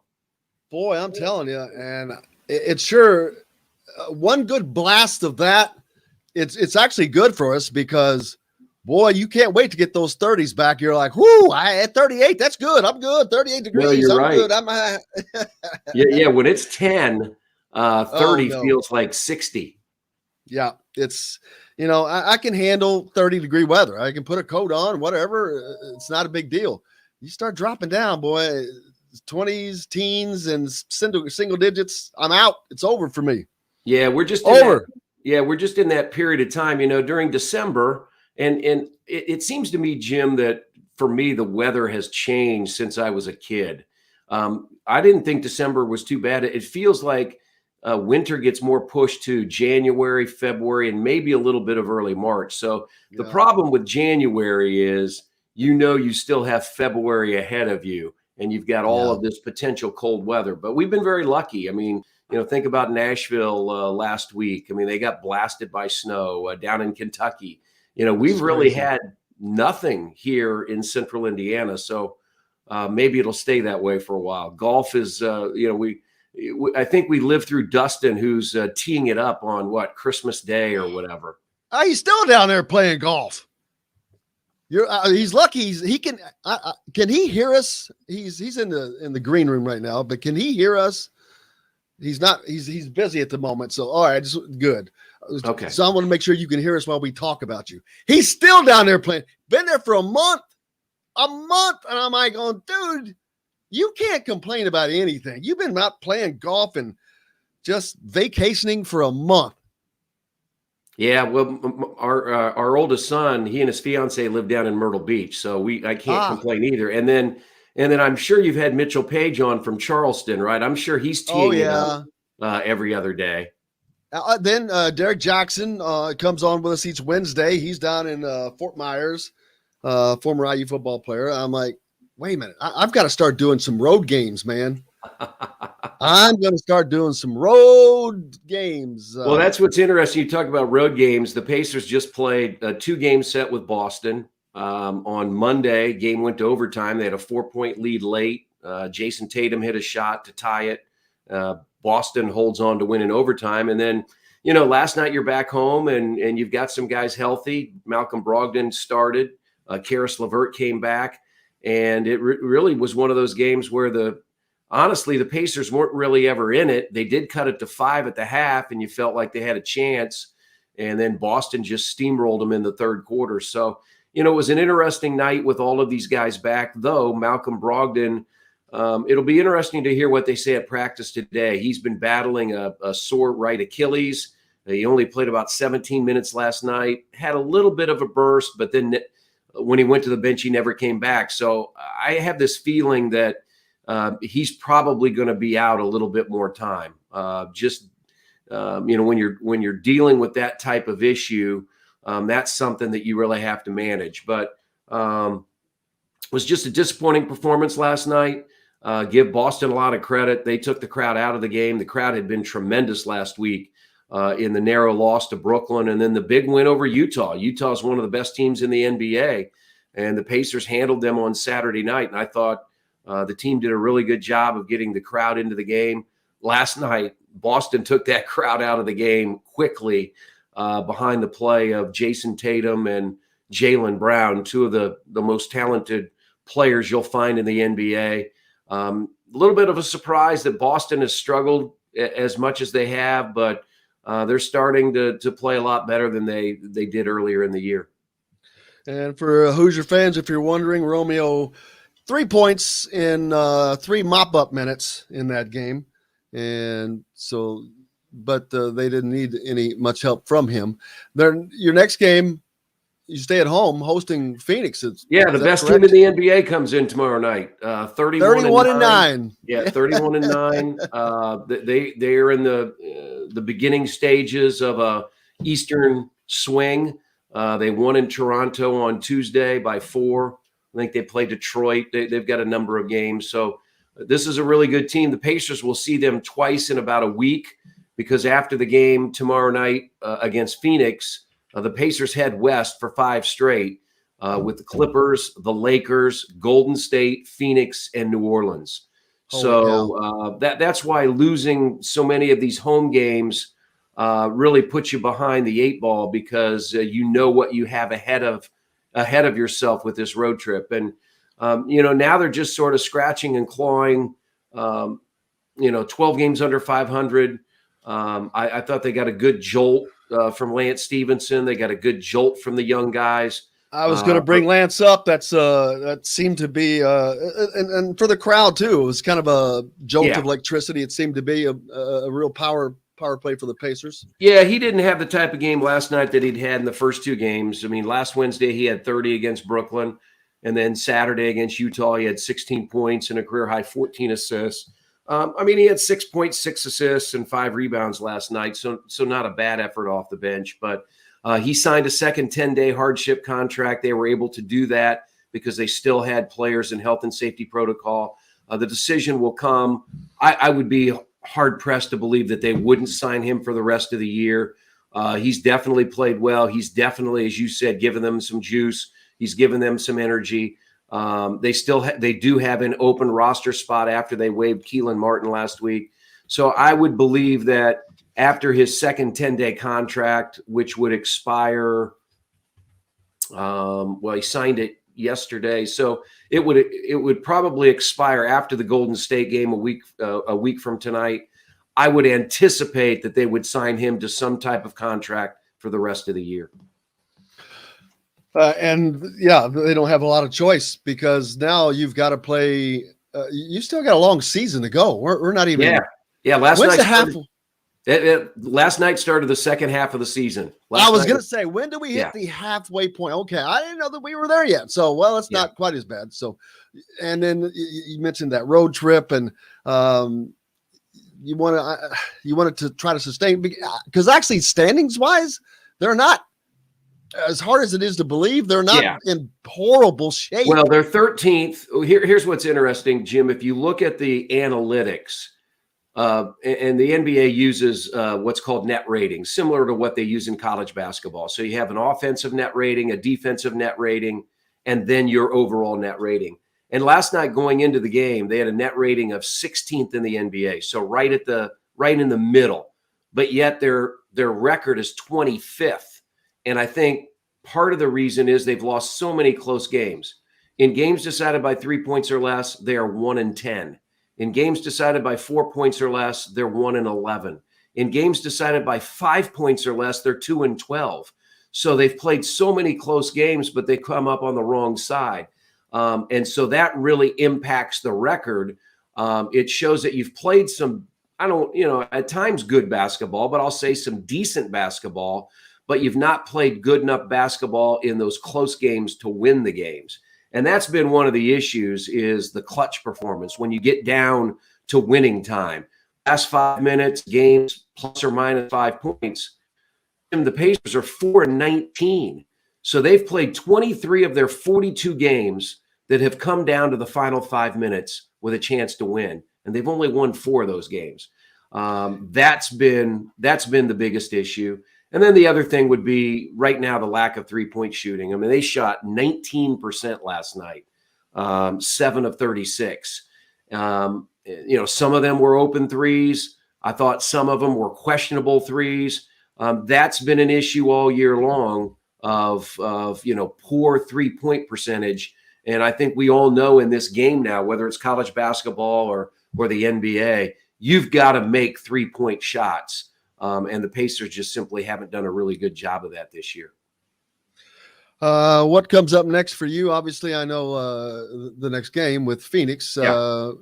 What do you do? We are not time traveling. in between. Well, with all these games, I mean, it's a lot of prep. You're playing basically every other day. So today I'll head down to practice. I've got to do a radio interview for our Pacers Weekly show on Saturday. For instance, for me, last night after the game, I probably do this, not half the games, but I did an interview with Karis LeVert with many of our season ticket holders. We probably had about 150, 200 people stay after the game, and Karis comes out and we do a Q&A with him. So I do a lot of those during the year for the Pacers ticket staff and the sponsorship staff.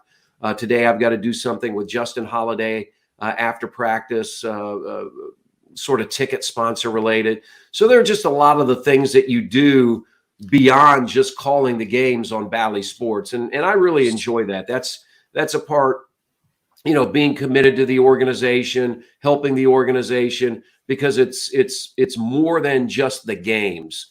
It's making sure you're reaching out to the community and doing those types of things. So I tend to do a lot of that, especially during the season. You're like a NASCAR driver. Sponsor commitments. Hey, I got all these sponsor commitments. Yeah, I mean, it's just part of the duty. And that's what I tell young broadcasters, that if you're going to be a voice of a team, it's not just the games that you're responsible for. There are a lot of other things off the court that, people, want you to do things. And I enjoy that part of it. I mean, I've, been a part of this community for, well over, not 50 years, but well over 40 years. And so it's just nice to be associated with the Pacers, being a representative, being a voice. So I really enjoy doing that throughout the year. Absolutely. And how's our buddy Quinn doing?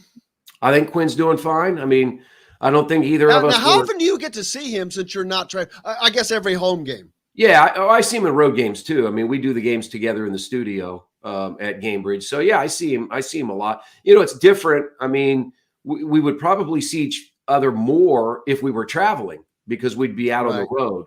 But right now we're not traveling. And I'm going to say this. I'm going to say the majority of the NBA is now, from a broadcast standpoint, not traveling. When the Omicron variant hit and things were just, everything was just rolling too fast, a lot of the teams opted to bring their announcers back. And as I've said, we've got a really good setup in our studio. Our people have done a great job. I think people that watch the games probably have no idea that we're not on site. That's been fine by me. At some point, whether it's this year or next year, we'll be back on the road. But we're able to do the games as efficiently from the studio now as we've been able to do them on the road. Yeah, my concern would be that they would not go back to the other way in the future. They say, this is cheaper for us or whatever, where it's not as good for the broadcaster. It does not provide as good a product, I think, because there's just things when you're there that you can see. Your vision is what is the human vision is whatever that degrees. I forget the number of degrees you have. That's your vision when you're at a game. But when you're not at a game, it's this. It's the same as everybody on home. There's no question about that. When I'm sitting where I'm sitting next to the Pacers bench at Gamebridge Fieldhouse, I can look to my right and see what's happening on the bench. I can look to my left. I can look across. I can talk to the officials, those types of things. Absolutely. Those are the things you do not get when you're just looking at a video screen. It's been interesting because I sort of, when I'm watching college basketball games, and I know a number of the broadcasters, I try to guess if they're there or not. And then maybe during a timeout, I'll hit them up on a text because I think they've done such a good job. One of the things they've done is some of these high-level announcers, they're able to do more games because they don't have to travel, right? They can do a game on Monday. They can do a game on Tuesday. They can do a game on Wednesday. whereas they weren't able to do that many games because physically you couldn't get from one side of the country to the other. So it will be interesting to see, Jim, as we move forward, how they do things. I mean, technology has definitely changed so that it's made it easier to do some of this. But you're right. The best place to be to call a game is on site, just because of all the nuances that you pick up that aren't on the video screen. Absolutely. There's someone I'm trying to think. I cannot think of his name right now. He's one of my absolute favorite college basketball announcers. Been around forever with the kiss. Oh my gosh, for CBS, the gray hair. Bill Raftery. No, Bill Raftery. There you go. With the kiss. Right. He did one of Indiana's games, maybe the Ohio State game, but they were not there. Yeah. The only reason I noticed that the person that normally sits next to me on where our media seats are had a different seat, and I finally saw them. I'm like, oh hell, they're down on the TV. I'm like, those lucky turds. They were down on where the TV guys sit. Yeah, you can usually tell if you're watching a game. You're right. If you're watching a game on TV, look down at the bottom of your screen. Usually it's center court across from the scorer's bench, and that's where TV is. So if you don't see anybody there, they're not on site. Well, brother, I appreciate you so much as right. always. Looking forward to having a great week and talking to you again soon. Okay, we'll talk to you next week. The great Chris Denari joining us here on Indiana Sports Beat Radio. We've got more coming up. Dustin Schutte is going to join us back, and we've got to talk about some basketball tonight. Indiana travels to Iowa City to take on the Hawkeyes, looking for that elusive road win. Back with more. Brought to you by our good friends at Reynolds Family Dentistry in Southern Indiana. If you're in Sellersburg, go see Dr. J. You need that championship-level smile. Back right after this. We'll be right back to the Golf Club at Eagle Point Studios for more Indiana Sports Beat Radio with Jim Coyle, presented by Andy Moore Honda of Bloomington and Southern Stone Restaurant. Whether it's a celebration.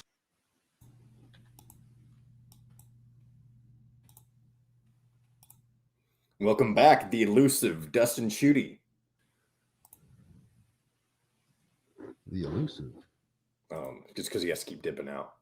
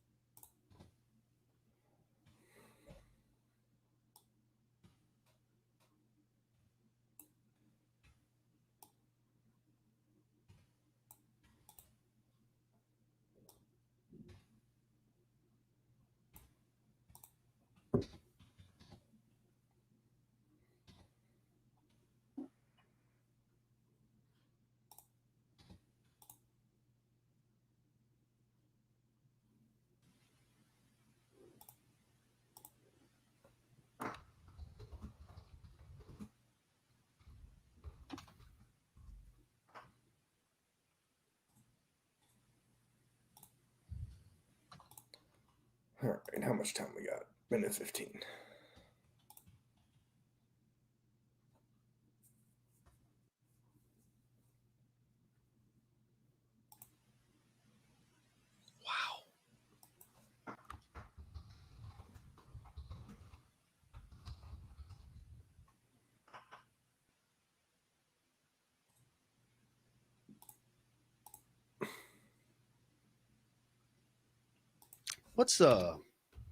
What's Ohio State hold? Like 102,000? I don't. It's 100-something thousand. I know that much. Well, no shit. I believe the Big Ten has 3 of the 4 largest stadiums in college football. They do. The one that is in between the biggest Tennessee's is the other one that's in between them. The biggest overall, which doesn't look like it, is Michigan's. Yep. All right, 10 seconds. Place your podcast or on this station each weekday. If we're not on the station where you live, we should be. Ask for Indiana Sports Beat Radio. This segment is brought to you by Bubba's 33 in Clarksville. Pizza, burgers, beer.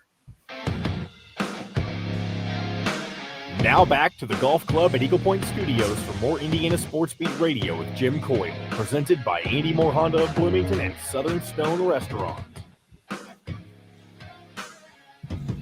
Welcome back. Indiana Sports Beat Radio here. Dustin Schutte joining me from Saturday Tradition. Been talking a lot of football today. All kinds of different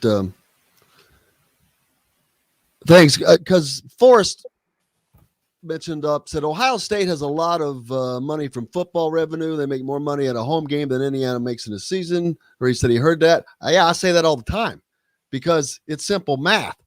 And I was sending that my response to that.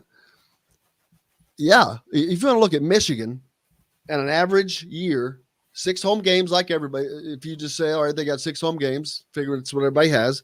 Their average ticket price is like $170. It's crazy. We're 90s. What did I put? Oh, there are the numbers right there. Based on the sale, 146 is their average ticket price. So they're making $16 million a game. This is just tickets. This is not concessions. This is not merchandising. And it's damn sure not parking, of which they charge the media $55 damn dollars. Oh, no. Yes, they do. I swear to God, I paid it. Whew. Yes. They make all this money and then do that kind of stuff. But anyway, my point is, yes, that's the kind. So you take it on out, they're making close to $100 million a year just in ticket sales. That's merchandise, concessions. I'm sure licensing, seat licensing. Maybe that goes into the average ticket price. I don't know, but that's nothing.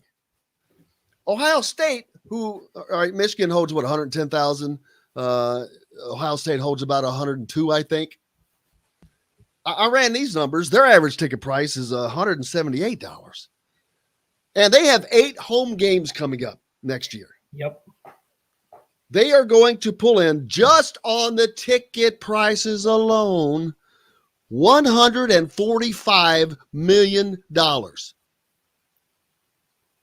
That's insane, isn't it? That's before they get merchandising, concessions, Big Ten money, licensing fees, parking. That's well over $200 million for both of those. Penn State's probably the same. Yep. And think about the teams that they're bringing in, so that you assume that you're probably going to get more in terms of tailgating, people that are going to want to be close to the stadium for those games. I mean, Ohio State's going to play Notre Dame the first game of the season. They play Michigan at home. I think they play Wisconsin at home. That's going to be a big, for your first Big Ten game of the season, that's going to be a big one. So they've got some primetime games. I'm not sure what the other crossovers are, but they're playing 8 home games. I don't have the schedule in front of me. And a lot of those are Notre Dame, Wisconsin, Michigan, those 3 alone right there. I know they have the 2 non-conference games. But you're talking about 3 more games at home from the Big Ten. If that's the case, there's going to be a lot of people there. Rutgers would be another one, but that's not probably going to draw the same amount of traffic. I can't think of who the other 2 would be off the top of my head.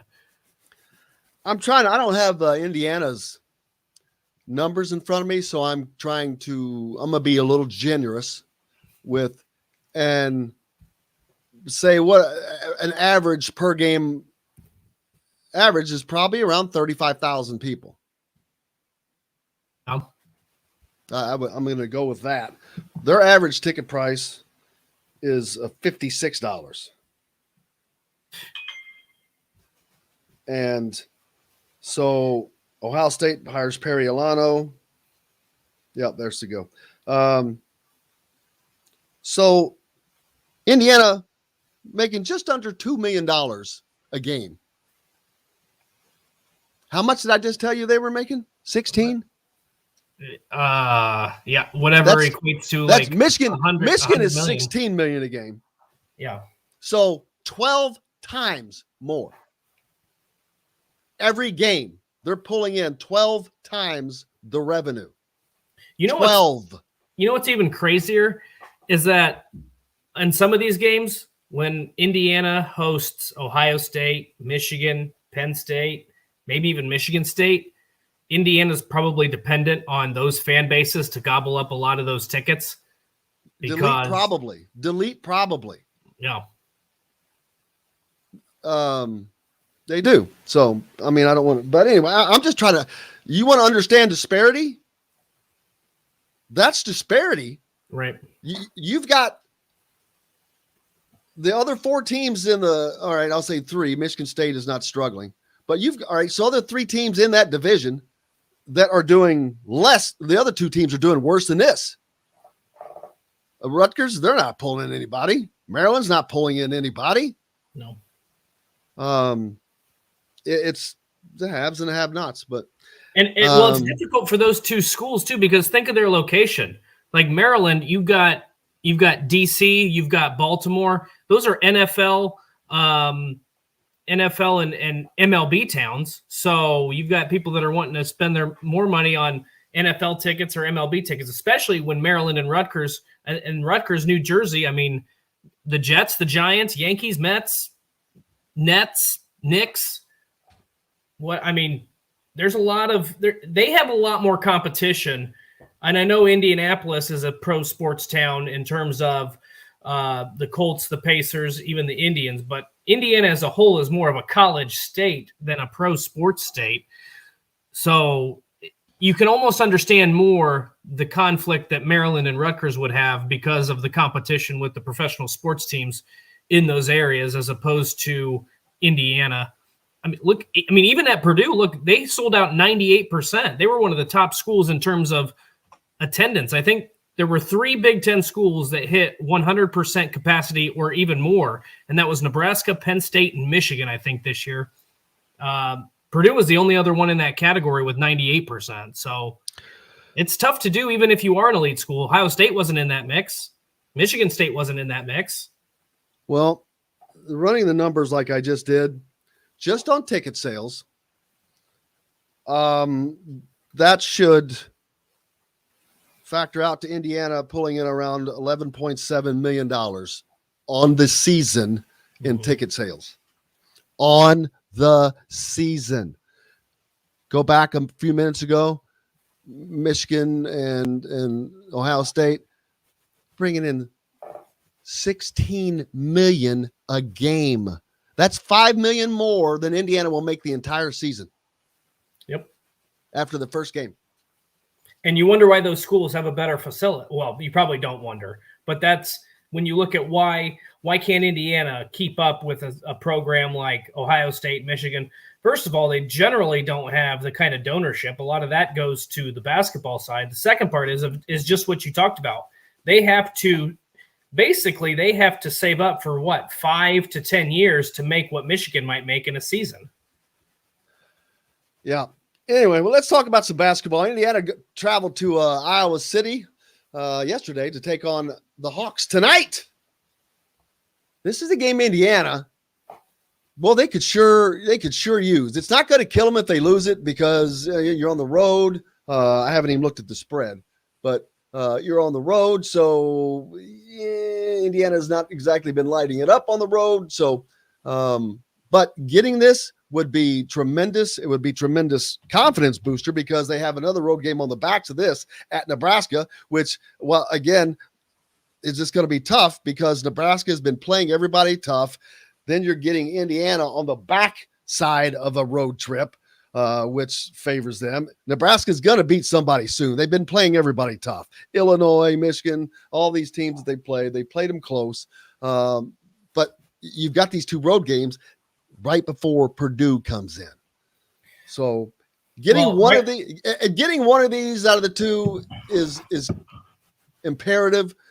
to me, you really need to win the Nebraska game just because of you've already taken a bad enough hit on your net rankings with the losses to road loss to Syracuse and Penn State. Well, I just looked. Iowa right now is a 5-point favorite in this game, a 9:00 tip. So I like the way Indiana's been playing. I like the way Trace Jackson Davis has been aggressive. If Indiana can continue to shoot as well as they have at home as of late, I actually like their chances against Purdue because Purdue cannot defend for a lick. So it could be a shootout type of situation. But I think tonight's the one you have to get. I understand what you're saying about Nebraska, but that should be a game that they run away with. I mean, I understand Nebraska's been playing teams close. I think when you look at the talent discrepancy, Indiana, it's so far in their favor. But I get that, but we know what happens when you go comparing games against games. Yeah, I mean, that's true. Didn't somebody just beat Nebraska by 50 points or something? I don't know. Probably. You can't. But you can't go. Each game is so different. Indiana's played a lot of teams that have been close. Well, look at Syracuse. Look at the teams they've lost to. Mm-hmm. So they just have to continue. They're fine. They just need that confidence on the road. It's easier. It's a lot easier to have confidence at home. Your crowd's on your side. Everything's comfortable. Your locker room. You come when you want to come. You're chilling. You've got the pool table in the locker room. Your walls are not painted pink and all this stuff. But don't you think? Here's where I would maybe. I think that winning these two games the way that they've won them, they ran away with it against Ohio State. Yeah, Minnesota was able to climb back into that game in the second half. What was that, Sunday or Monday? They were able to climb back into it, but then they kind of put the hammer down. They were able to pull away late in that game. They won both games by double digits. I just think this team is playing with a lot of confidence. Now, I'm not saying they're definitely going to beat Iowa tonight, but I think if you at least play that team well, I think that gives you confidence going into Nebraska. And then, like I said, if Indiana can shoot at home the way they have against Purdue, they've got a great shot to get their first win, and God knows how long it's been. So I don't know. I know we need to focus on the Iowa game at hand, but I just have more faith in Indiana going on the road tonight based on how they've won their last two games. It just looks like a different team. But maybe this is you know what, Jim? This is also part of the growing process, right? Like, we didn't expect Mike Woodson to have this team in the top four of the Big Ten, and they probably won't finish there. But part of this process is you got to win the games at home. And if you can go 500 on the road, or at least close to that, you're probably in pretty good shape. And I think that that's probably what we're looking at for this Indiana team. Yeah, they definitely.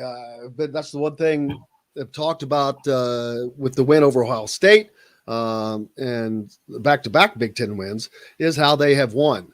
They have looked – the lulls, the peaks have been muted. Mm-hmm. Yes. Yeah. You're still going to get those, but there was not much of a lull in the last game, but you can't have that in a Big Ten game. You can't. Right. That's where games are won and lost. Well, look at how well. Here's the thing to me. Look at how well Penn State has played their last couple games. I mean, Micah Shrewsbury's done a really good job there. They came from behind to beat Northwestern. I don't know if Northwestern's not a great team, but they came from behind, won that game on the road. They took Purdue down to the wire. They just clobbered Rutgers by 17 points. Like this, I know that you want to beat Penn State, and on paper it doesn't look like a great loss, but that's not a bad basketball. You talk about being able to beat anybody on any given night. Penn State is exactly the team that you don't want to see at any point in the schedule because they come out – They're seventh in the league right now, man. They're capable of beating anybody. But, I mean, in their record 500, like their overall record is not great, but that's a team that on any given night. Well, overall, their record is 8-6. Yeah, 8-6. Okay. So they're close to 500. 6-3 at home, 1-2 on the road. They've won one in a row. But, yeah, they're a team that Indiana shouldn't have lost that game. That's the thing. Shouldn't have lost that one. Shouldn't have lost Wisconsin. They should be unbeaten in Big Ten. But right, they should. Coulda, woulda, shoulda. You just got to keep going, keep winning. If that loss gets you a win that was probably more improbable, then you're okay with that, because that win's going to be more valuable than that loss hurt. But it's been fun, brother. Always enjoy it. I cannot thank you enough, as always. I wish you were on every day. Chris Denari, of course. Always appreciate Chris and Matt Taylor, Kyle Neddenriep as well. John, the producer tonight. As soon as we're done here, I'm heading to Iowa. We will be out there for that game, post-game show afterwards, of course, coming to you from Carver Hawkeye Arena, and then back on the air tomorrow. Back at it. Hard work, brother. See, Dustin's out playing golf all in Florida. Look at me. Yeah. You're driving through winter storms, late getting to Iowa. Here to do a 9:00 game in Iowa with a post-game show to in turn work the next day. Yeah. I see. You're going to Iowa to wait. I leave as soon as you got to stop talking so I can leave to go to Iowa. All right, guys. I cannot thank you all enough so much. I appreciate you. Until tonight, I will see you on the radio. Have a great day.